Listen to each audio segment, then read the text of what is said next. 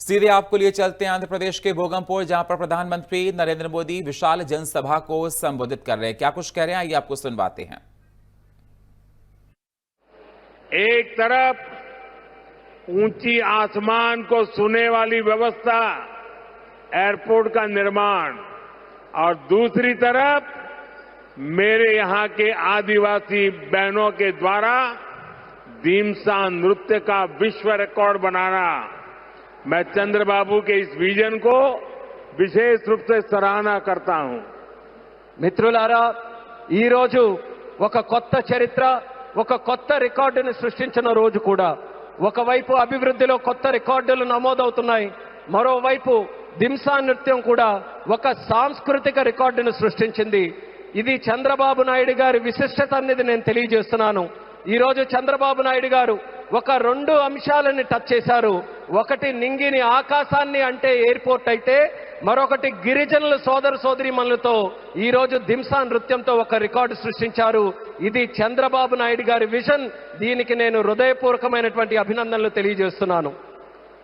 13,000 से ज्यादा आदिवासी बहनों और बेटियों की प्रस्तुति, उनका उत्साह, उनका अनुशासन और आदिवासी संस्कृति का गौरव, यह दृश्य वाकई अद्भुत था।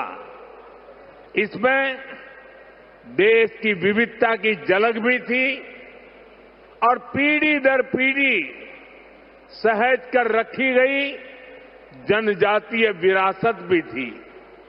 मैं इस प्रस्तुति के लिए आप सभी का और विशेष रूप से मेरी आदिवासी बहनों और बेटियों का बहुत बहुत अभिनंदन करता हूं।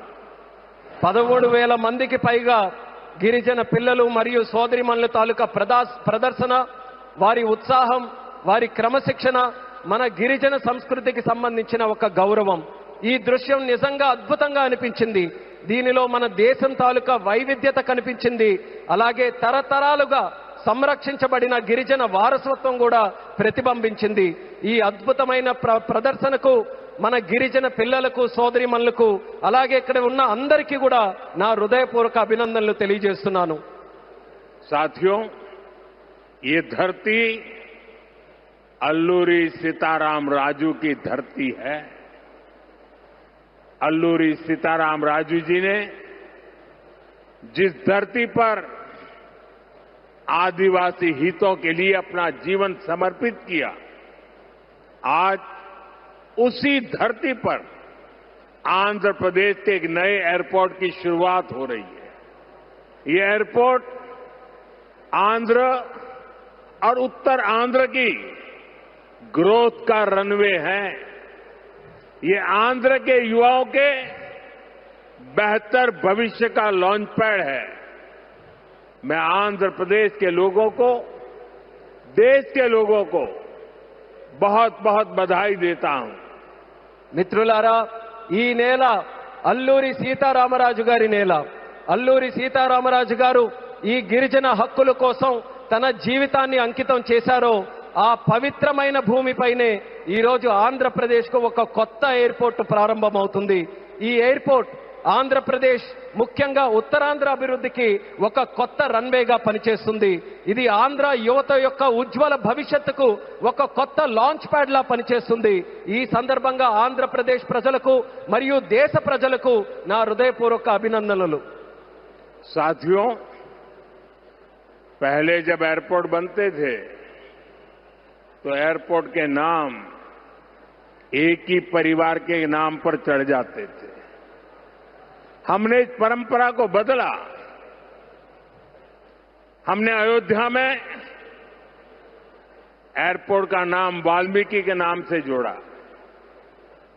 हमने पंजाब में संत रविदास जी के नाम से एयरपोर्ट का नाम जोड़ा। और साथियों, केंद्र की एनडीए सरकार ने निर्णय किया है कि इस नए एयरपोर्ट का नाम श्री अल्लूरी सीताराम राजू के नाम पर होगा। आंध्र प्रदेश का जो भी नागरिक इस एयरपोर्ट से यात्रा करेगा, देश और दुनिया का जो भी नागरिक इस एयरपोर्ट से यात्रा करेगा उसे अल्लूरी सीताराम राजू जी के नाम से जन सेवा और राष्ट्र सेवा की प्रेरणा मिलेगी। మిత్రులారా, ఒక గతాన్ని మళ్ళీ గుర్తు చేసుకుందాం. ఒక సందర్భంలో భారతదేశంలో ఏ ఎయిర్పోర్ట్ నిర్మించినా ఒక్క కుటుంబం తాలూకా పేర్లే దానికి పెట్టేవారు. ఆ చరిత్రని మళ్ళీ ఎన్డీఏ ప్రభుత్వం తిరగరాసింది. అయోధ్యలో ఎయిర్పోర్ట్ ప్రారంభిస్తే దానికి వాల్మీకి గారి పేరు పెట్టాం. అలాగే పంజాబ్ లో సంత్ రవిదాస్ గారి పేరుతోని ఎయిర్పోర్ట్ ని ప్రారంభించాం. అలాగే ఈ కేంద్ర ప్రభుత్వంలో ఎన్డీఏ కూటమి ఒక ముఖ్యమైన నిర్ణయం తీసుకుంది. ఈ కొత్త ఎయిర్పోర్ట్ కి అల్లూరి సీతారామరాజు గారి పేరు పెట్టాలనే నిర్ణయం తీసుకుంది. ఈ ఎయిర్పోర్ట్ ద్వారా ప్రయాణించే ప్రతి ఆంధ్రప్రదేశ్ పౌరుడు అల్లూరి సీతారామరాజు గారి పేరుతో ప్రజాసేవకు దేశ సేవకు కూడా స్ఫూర్తి పొందుతారని తెలియజేస్తున్నాను. साथियों, बीते 12 इयर्स में देश के एविएशन सेक्टर ने असाधारण प्रगति की है। 2014 तक देश में केवल 74 एयरपोर्ट ऑपरेशनल थे। आज ये संख्या 166 है। एक समय था जब हवाई उड़ानें सिर्फ बड़े शहरों तक सीमित थी। एनडीए सरकार में आज छोटे शहर के साधारण लोग भी फ्लाइट से आ जा रहे हैं। మిత్రులారా, గత 12 సంవత్సరాల్లో దేశంలో విమానయాన రంగం ఒక అసాధారణమైన పురోగతిని సాధించింది. 2014 వరకు దేశంలో కేవలం 74 ఎయిర్పోర్ట్లు ఆపరేషనల్ గా ఉంటే ఈ రోజు ఆ సంఖ్య పెరిగి 166 ఎయిర్పోర్ట్లకి చేరుకుంది. ఒకప్పుడు విమానాశ్రయాలు, విమాన ప్రయాణాలు పెద్ద నగరాలకే పరిమితమయ్యేవి. ఈ రోజు ఎన్డీఏ ప్రభుత్వంలో చిన్న పట్టణాల నుంచి సాధారణ ప్రజలు కూడా విమానాల్లో ప్రయాణిస్తున్నారని తెలియజేస్తున్నాను. 12 इयर्स में सिर्फ एयरपोर्ट की संख्या ही नहीं बढ़ी है। हमारी उड़ान योजना के कारण आज गरीब परिवार के लोगों को भी जहाज में बैठने का अवसर मिल रहा है। इस योजना ने गरीब से गरीब को अपना सपना पूरा करने में मदद की है। कुछ दिन पहले ही सरकार ने उड़ान योजना के दूसरे फेज की शुरुआत की है। इस पर भी 29,000 करोड़ रुपीज खर्च किए जाएंगे। మిత్రులారా, ఈ 12 సంవత్సరాల్లో కేవలం ఎయిర్పోర్ట్ తాలూకా సంఖ్య మాత్రమే పెరగలేదు. మన ఉడాన్ పథకం వల్ల పేద కుటుంబాలకు చెందిన ప్రజలు కూడా మొదటిసారి విమానంలో ప్రయాణించే అవకాశం వాళ్ళందరూ పొందారు. ఈ పథకం అత్యంత పేదవారికి తమ కలలు నిజం చేసుకునే అవకాశం కూడా కల్పించింది. కొద్ది రోజుల క్రితమే కేంద్ర ప్రభుత్వం ఉడాన్ పథకం తాలూకా ఫేజ్ 2ని కూడా ప్రారంభించింది. దీని ద్వారా దేశంలో 29,000 కోట్ల రూపాయలు ఖర్చు చేయబోతుందని తెలియజేస్తున్నాను. साथियों, एविएशन सेक्टर में देश ने एक और बड़ा माइलस्टोन हासिल किया है। कुछ ही दिन पहले काशी में जी स्पोक एयरपोर्ट मॉडल का शुभारंभ हुआ। आज वही मॉडल पंजाब के अमृतसर तक पहुंच गया है। इससे अमृतसर से 25 से ज्यादा इंटरनेशनल डेस्टिनेशन जुड़ जाएंगे। मैं इस उपलब्धि के लिए आंध्र की इस धरती से पंजाब के लोगों को भी बधाई देता हूं। साथियों, हमारे आंध्र प्रदेश के पास हमेशा से विकसित भारत का ग्रोथ इंजन बनने का सामर्थ्य रहा है। आंध्र प्रदेश के विकास के लिए हमारे प्रयास डबल इंजन की स्पीड से आगे बढ़े। इसके लिए मैंने आंध्र के लोगों से डबल इंजन सरकार का आशीर्वाद मांगा था और आज चंद्रबाबू नायडू जी के नेतृत्व में, पवन कल्याण जी के नेतृत्व में एनडीए की पूरी टीम आंध्र प्रदेश के लिए डबल स्पीड से काम कर रही है। మిత్రులారా, విమానయాన రంగంలో దేశంలో మరో పెద్ద మైలురాయిని మనం సాధించాం. కొద్ది రోజుల క్రితమే కాశీలో ప్రారంభమైన స్పోక్ ఎయిర్పోర్ట్ మోడల్ ఈ రోజు పంజాబ్లోని అమృత్సర్ వరకు కూడా విస్తరించింది. దీంతో అమృత్సర్లో 25కి పైగా అంతర్జాతీయ గమ్యాలకు నేరుగా కనెక్ట్ అవ్వడానికి అవకాశం కలిగింది. ఈ విజయానికి ఆంధ్రప్రదేశ్ నేల నుంచే పంజాబ్ ప్రజలకు కూడా నా హృదయపూర్వక అభినందనలు తెలియజేస్తున్నాను.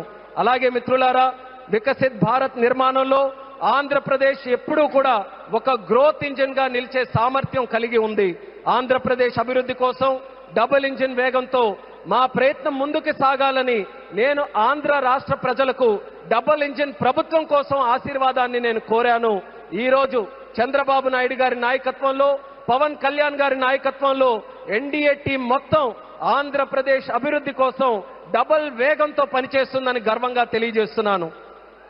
साथियों, आज देश ब्लू इकोनॉमी को लगातार मजबूत कर रहा है. हमारा विजन है कि पूरा क्षेत्र कोस्टल इकोनॉमिक कॉरिडोर के रूप में विकसित हो. इसी लक्ष्य के साथ विशाखापट्टनम से कृष्णापट्टनम तक हमारे पुराने पोर्ट्स को आधुनिक रूप दिया जा रहा है. इसके अलावा मुलापेटा और रामायापट्टनम में हम नए पोर्ट्स भी बना रहे हैं. మిత్రులారా, ఈ రోజు దేశం బ్లూ ఎకానమీని నిరంతరం బలోపేతం చేస్తుంది. మా విజన్ ఈ మొత్తం ప్రాంతాన్ని ఒక కోస్టల్ ఎకనామిక్ కారిడార్ గా అభివృద్ధి చేయడం. ఈ లక్ష్యంతో విశాఖపట్నం నుంచి కృష్ణపట్నం వరకు మన పాత పోర్ట్స్ అన్నిటినీ కూడా ఆధునీకరిస్తున్నాం. అదే సమయంలో మూలపేట మరియు రామయ్యపట్నంలో కొత్త పోర్ట్స్ ని కూడా మనం నిర్మించబోతున్నాం. साथियों, पोर्ट डेवलपमेंट के साथ साथ पूरे आंध्र में हाईवे और एक्सप्रेसवे का नेटवर्क तैयार हो रहा है. विशाखापट्टनम रायपुर एक्सप्रेसवे जैसे प्रोजेक्ट इस पूरे क्षेत्र को रफ्तार दे रहे हैं. మిత్రులారా, పోర్టుల అభివృద్ధితో పాటు ఆంధ్రప్రదేశ్ మొత్తం హైవేస్, ఎక్స్ప్రెస్వేస్ నెట్వర్క్ ని విస్తృతంగా పెంచుకుంటూ పోతుంది. విశాఖపట్నం రాయ్పూర్ ఎక్స్ప్రెస్ వే వంటి ప్రాజెక్టులు ఈ ప్రాంతానికి సరికొత్త వేగాన్ని అందిస్తున్నాయి. साथियों, ये पूरा रीजन देश के बड़े औद्योगिक केंद्रों से आसानी से जुड़े, इसके लिए आज आंध्र प्रदेश में करीब 1 लाख करोड़ रुपीस की रेलवे परियोजनाओं पर काम चल रहा है. राज्य के पूरे रेल नेटवर्क का इलेक्ट्रिफिकेशन हो चुका है. यहां 70 से ज्यादा रेलवे स्टेशनों को भी आधुनिक बनाया जा रहा है. మిత్రులారా, ఈ ప్రాంతం మొత్తం దేశంలోని ప్రధాన పారిశ్రామిక కేంద్రాలతో మరింత సులభంగా అనుసంధానం అవ్వడానికి ఈ రోజు ఆంధ్రప్రదేశ్ లో దాదాపు 1,00,000 కోట్ల రూపాయలు విలువైన రైల్వే ప్రాజెక్ట్స్ తాలూకా పనులు కూడా జరుగుతున్నాయి. రాష్ట్రంలో రైల్వే నెట్వర్క్ అంతా ఇప్పటికీ పూర్తిగా ఎలక్ట్రిఫికేషన్ అయ్యింది. అదే విధంగా 70కి పైగా రైల్వే స్టేషన్లు కూడా ఆధునీకరిస్తున్నాం. साथियों, आज इस क्षेत्र के विकास में पीएम गति शक्ति नेशनल मास्टर प्लान भी बड़ी भूमिका निभा रहा है. पीएम गति शक्ति के माध्यम से इस पूरे क्षेत्र में रेल, पोर्ट और एयरपोर्ट को एक साथ जोड़ा जा रहा है. जब यहां ये आधुनिक लॉजिस्टिक नेटवर्क तैयार हो जाएगा तो उद्योगों को बेहतर कनेक्टिविटी मिलेगी, किसानों को फायदा होगा और ईज ऑफ डूइंग बिजनेस भी बढ़ेगा. మిత్రులారా, ఈ ప్రాంత అభివృద్ధితో పీఎం గతి శక్తి నేషనల్ మాస్టర్ ప్లాన్ కూడా కీలక పాత్ర పోషిస్తుంది. పీఎం గతి శక్తి ద్వారా రైల్ గాని, పోర్ట్ గాని, ఎయిర్పోర్ట్లు గాని ఒక సమగ్ర నెట్వర్క్ గా అనుసంధానం చేస్తున్నాం. ఈ ఆధునిక లాజిస్టిక్స్ నెట్వర్క్ పూర్తయిన తర్వాత పరిశ్రమలకు మరింత మెరుగైన కనెక్టివిటీ లభిస్తుంది, రైతులకి ప్రయోజనం చేకూరుతుంది, అలాగే ఈజ్ ఆఫ్ డూయింగ్ బిజినెస్ కి కూడా మరింత పెరుగుతుంది. साथियों, आंध्र प्रदेश हमेशा भविष्य की सोच रखने वाला प्रदेश रहा है. सॉफ्टवेयर, आईटी और टेक सेक्टर में आंध्र के युवाओं ने पूरी दुनिया में अपना डंका बजाया है और इसलिए सरकार यहां के टैलेंट को आंध्र प्रदेश की डेवलपमेंट पावर से जोड़ना चाहती है. మిత్రులారా, ఆంధ్రప్రదేశ్ ఎప్పటి నుంచో భవిష్యత్తును దృష్టిలో పెట్టుకొని ముందుకు సాగే రాష్ట్రం. సాఫ్ట్వేర్ గాని, ఐటీ గాని, టెక్ రంగాల్లో గాని ఆంధ్రప్రదేశ్ యువత ప్రపంచవ్యాప్తంగా తన ప్రతిభను చాటుకున్నారు. అందుకే ఇక్కడ యువత తాలూకా ప్రతిభను ఆంధ్రప్రదేశ్ తాలూకా అభివృద్ధి శక్తితో అనుసంధానం చేయాలని ప్రభుత్వం కోరుకుంటుంది. हमारे टैलेंटेड युवाओं की प्रतिभा का लाभ आंध्र प्रदेश और देश को ज्यादा से ज्यादा मिले, ये बहुत आवश्यक है. इसके लिए हमारा फोकस अब सेमीकंडक्टर जैसी फ्यूचरिस्टिक टेक इंडस्ट्री पर है. विशाखापट्टनम में नए सेमीकंडक्टर प्लांट का शिलान्यास इसी दिशा में एक बहुत बड़ा कदम है. మన ప్రతిభావంతులైన యువత సామర్థ్యం ఆంధ్రప్రదేశ్కే కాకుండా దేశానికి మరింత ఉపయోగపడాలి. అందుకే ఇప్పుడు మా దృష్టి సెమీకండక్టర్ వంటి ఫ్యూచరిస్టిక్ టెక్ ఇండస్ట్రీస్ పై ఉంది. విశాఖపట్నంలో కొత్త సెమీకండక్టర్ ప్లాంట్ తాలూకా శంకుస్థాపన ఆ దిశగా ఒక గొప్ప అడుగుగా నేను భావిస్తున్నాను. चंद्रबाबू के नेतृत्व में हमारा आंध्र अब सॉफ्टवेयर के साथ साथ मैन्युफैक्चरिंग का भी हब बनेगा. इससे आंध्र में फ्यूचरिस्टिक जॉब्स तैयार होगी, टेक इंडस्ट्रीज के लिए नया वातावरण तैयार होगा. చంద్రబాబు నాయుడు గారి నేతృత్వంలో ఇకపై మన ఆంధ్రప్రదేశ్ సాఫ్ట్వేర్ హబ్ మాత్రమే కాదు, మ్యానుఫ్యాక్చరింగ్ హబ్ గా కూడా ఎదగబోతుంది.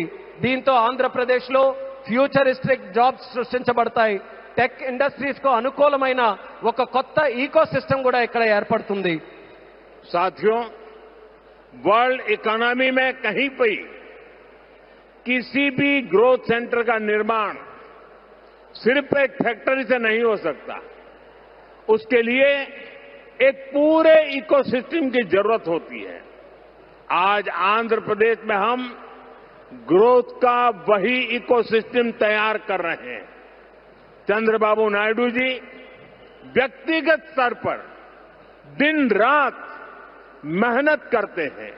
इसी का परिणाम है आज दुनिया की कई बड़ी बड़ी कंपनियां यहां निवेश करने के लिए आना चाहती हैं. మిత్రులారా, ప్రపంచ ఆర్థిక వ్యవస్థలో ఏ గ్రోత్ సెంటర్ అయినా ఒక్క ఫ్యాక్టరీతో నిర్మించబడదు. దానికోసం ఒక పూర్తి ఈకో సిస్టమ్ ని మనం ఏర్పాటు చేయాలి. ఈ రోజు ఆంధ్రప్రదేశ్ లో మనం అలాంటి గ్రోత్ ఈకో సిస్టమ్ ని నిర్మించబోతున్నాం. మన ముఖ్యమంత్రి చంద్రబాబు నాయుడు గారు వ్యక్తిగతంగా రాత్రి పగలు రాష్ట్రం కోసం కష్టపడుతున్నారు.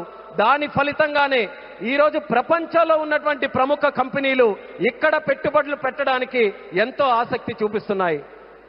साथियों, यहां सेमीकंडक्टर के साथ साथ एआई इंफ्रा और डेटा सेंटर पर भी काम हो रहा है. गूगल ने भी यहां $15 बिलियन के एआई और क्लाउड इंफ्रास्ट्रक्चर कैंपस की घोषणा की है. और भी कई ग्लोबल कंपनी यहां नई संभावनाएं देख रही हैं. इसका बहुत बड़ा फायदा आंध्र प्रदेश के साथ साथ देश के यूथ को हो रहा है. మిత్రులారా, ఇక్కడ సెమీకండక్టర్ తో పాటు ఏఐ ఇన్ఫ్రాస్ట్రక్చర్, డేటా సెంటర్స్ రంగాల్లో కూడా వేగంగా పనులు జరుగుతున్నాయి. గూగుల్ కూడా ఇక్కడ $15 బిలియన్ విలువైన ఏఐ మరియు క్లౌడ్ ఇన్ఫ్రాస్ట్రక్చర్ క్యాంపస్ ని ఏర్పాటు చేయబోతుంది. ఇంకా అనేక అంతర్జాతీయ కంపెనీలు కూడా ఇక్కడ కొత్త పెట్టుబడులకు అవకాశాలు చూస్తున్నాయి. దీనివల్ల ఆంధ్రప్రదేశ్ యువత కాకుండా దేశ యువతకు కూడా ఒక్క గొప్ప ప్రయోజనం కలగబోతుంది. साथियों, आंध्र की इंडस्ट्रियल ग्रोथ स्टोरी केवल डिजिटल टेक तक से ही सीमित नहीं है. नकापल्ली में केंद्र सरकार बड़े फार्मा पार्क के लिए भी सहयोग दे रही है. इससे आंध्र प्रदेश देश के एक बड़े फार्मा हब के रूप में भी विकसित होगा. మిత్రులారా, ఆంధ్రప్రదేశ్ ఇండస్ట్రియల్ గ్రోత్ స్టోరీ కాకుండా డిజిటల్ టెక్ వరకే పరిమితం కాకుండా నక్కపల్లిలో కేంద్ర ప్రభుత్వం యొక్క భారీ ఫార్మా పార్క్ ఏర్పాటుకి కూడా సహకరిస్తుంది. దీంతో ఆంధ్రప్రదేశ్ దేశంలోనే ఒక ప్రముఖ ఫార్మా హబ్ గా ఎదగబోతుందని తెలియజేస్తున్నాను. ग्रीन एनर्जी की फील्ड में भी अकेले रायलसीमा क्षेत्र में 5 लाख करोड़ रुपए से ज्यादा का इन्वेस्टमेंट हुआ है. मैं आज आंध्र प्रदेश के आप सभी लोगों को फिर विश्वास दिलाता हूं, हमारी सरकार ऐसी हर संभावनाओं को साकार करने के लिए दिन रात ये डबल इंजन सरकार काम करती रहेगी। గ్రీన్ ఎనర్జీ రంగంలో కూడా ఒక్క రాయలసీమ ప్రాంతంలోనే 5 లక్షల కోట్ల రూపాయలకి పైగా పెట్టుబడులు వచ్చాయి. ఈ రోజు ఆంధ్రప్రదేశ్ ప్రజలందరికీ నేను మరోసారి హామీ ఇస్తున్నాను, ఇలాంటి ప్రతి అవకాశాన్ని నిజం చేయడానికి, ఆ కలని సాకారం చేయడానికి మా ప్రభుత్వం, ఈ డబుల్ ఇంజిన్ ప్రభుత్వం రాత్రి ప్రగలు కృషి చేస్తూనే ఉంటుందని తెలియజేస్తున్నాను.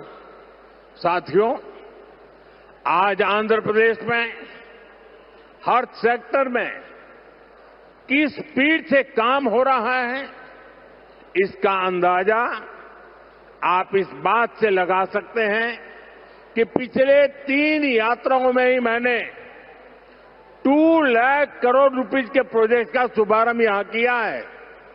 మిత్రులారా, ఈ రోజు ఆంధ్రప్రదేశ్లో ప్రతి రంగంలో ఎంత వేగంగా అభివృద్ధి జరుగుతుందో మనం ఒక్కసారి అంచనా వేయాలనంటే ఈ ఒక్క విషయం గమనించండి. నా గత 3 పర్యటనల్లో 2 లక్షల కోట్ల విలువైన ప్రాజెక్టులు, కోట్ల రూపాయల విలువైన ప్రాజెక్టులు నేను ఇక్కడే ప్రారంభించానని తెలియజేస్తున్నాను. मुझे खुशी है कि आंध्र की इस विकास यात्रा में उत्तर आंध्र भी सशक्त हो रहा है। हम विशाखापट्टनम इकोनॉमिक रीजन वीईआर को देश के बड़े औद्योगिक केंद्र के रूप में विकसित कर रहे हैं। हमारा लक्ष्य है वीईआर एशिया का प्रमुख इकोनॉमिक हब बने। ये एयरपोर्ट से लेकर सेमीकंडक्टर यूनिट तक इसी मिशन का हिस्सा है। ఈ అభివృద్ధి ప్రయాణంలో ఉత్తరాంధ్ర కూడా మరింత బలోపేతం అవుతున్నందుకు నాకెంతో ఆనందంగా ఉంది. మనం విశాఖపట్నం ఎకనామిక్ రీజన్ను దేశంలో ప్రధాన పారిశ్రామిక కేంద్రంగా అభివృద్ధి మనం చేస్తున్నాం. మన లక్ష్యం వీఆర్ను ఆసియా ఖండంలోనే ఒక ప్రముఖ ఎకనామిక్ హబ్గా తీర్చిదిద్దడం. దీనికి ఎయిర్పోర్ట్ నుంచి సెమీ కండక్టర్ యూనిట్ వరకు జరుగుతున్న ప్రతి కార్యక్రమం ఆ లక్ష్యంలో భాగమే అనేది కూడా నేను తెలియజేస్తున్నాను. साथियों, हमारी सरकार का मंत्र है इन्वेस्टमेंट से एम्प्लॉयमेंट। इसलिए सरकार ने अपनी तरफ से भी इन्वेस्टमेंट बढ़ाया है और हम प्राइवेट सेक्टर को भी इन्वेस्टमेंट के लिए प्रेरित कर रहे हैं।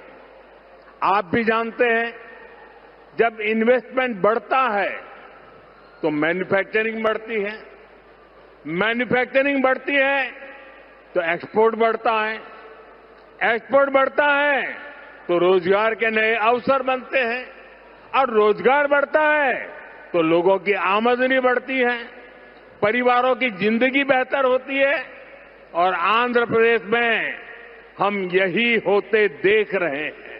మిత్రులారా, మా ప్రభుత్వం తాలూకా మంత్రం పెట్టుబడి నుంచి ఉపాధి వరకు. అందుకే ప్రభుత్వం తన వంతుగా కూడా పెట్టుబడులు పెంచుకుంటూ పోతుంది. అదే సమయంలో ప్రైవేట్ సెక్టర్ తాలూకా పెట్టుబడులు కూడా వాళ్ళు ఇంకా ఎక్కువగా పెట్టేలా ప్రోత్సహిస్తుంది.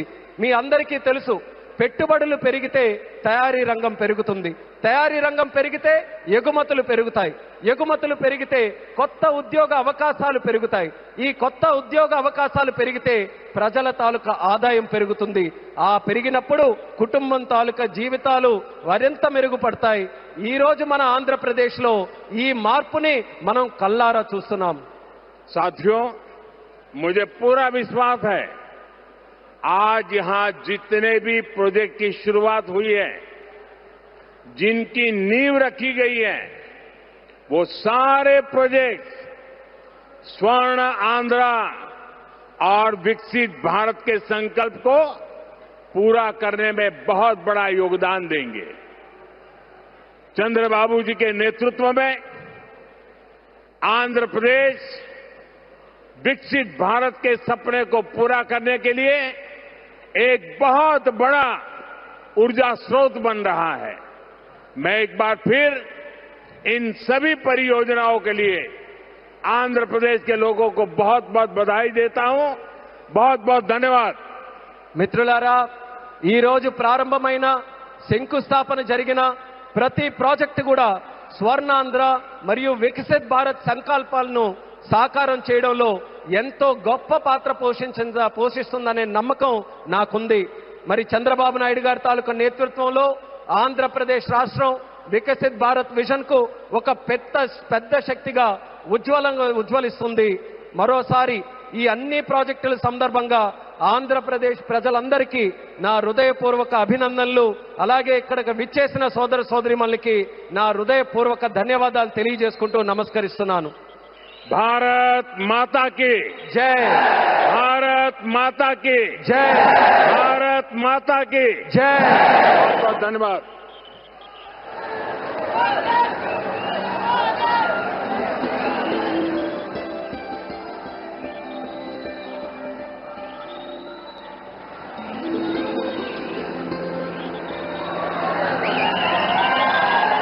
Thank you very much. మరోసారి ప్రధాని గారికి